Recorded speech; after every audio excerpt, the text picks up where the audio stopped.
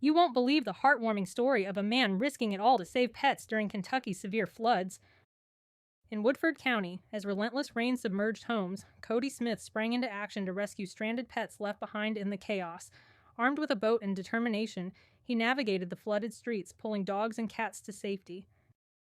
He understands that families in a hurry to escape danger sometimes have to leave their pets behind, something he believes shouldn't be judged.